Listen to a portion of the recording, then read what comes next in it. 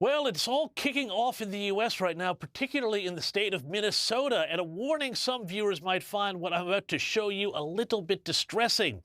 Earlier today, in a suburb of the capital city of Minneapolis, this woman, Renee Good, was shot while protesting against an immigration and customs enforcement agency action.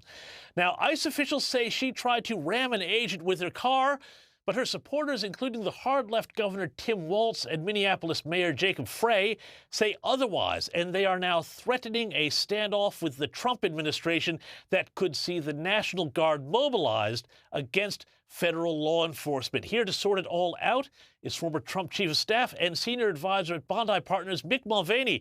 Mick, Happy New Year. Good to see you. This shooting is now the absolute top story coming out of the U.S., not just because of what happened, but because of the reaction. Already, protesters are attacking government buildings. Have a look at this.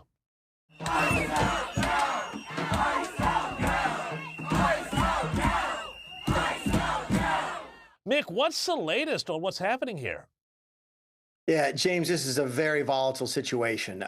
When the governor of Minnesota referenced the National Guard, what I think folks in Australia have to understand is that the president controls the ICE and other federal agencies, but typically there are exceptions, but governors control generally the National Guard. And if Tim Walz, the Democrat senator of Minnesota, is to call up the National Guard, you could, in theory, and maybe very much in practice, have a situation where there are federal law enforcement and state sort of quasi-military on the ground going against each other under certain circumstances. This is a very, very unusual and, again, volatile situation. It is a tragic sort of occurrence.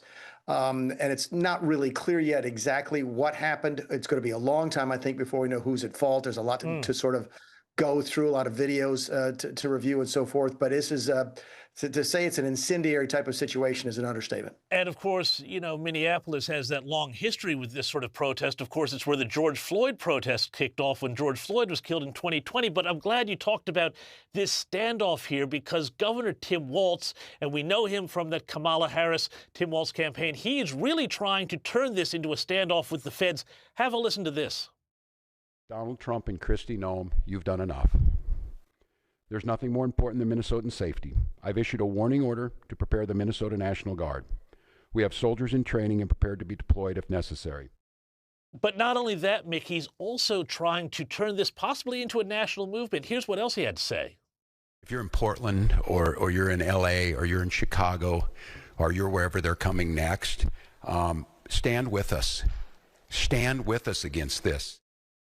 Look, Mick, this starts to sound, I hate to say it, but a little bit insurrectionary here.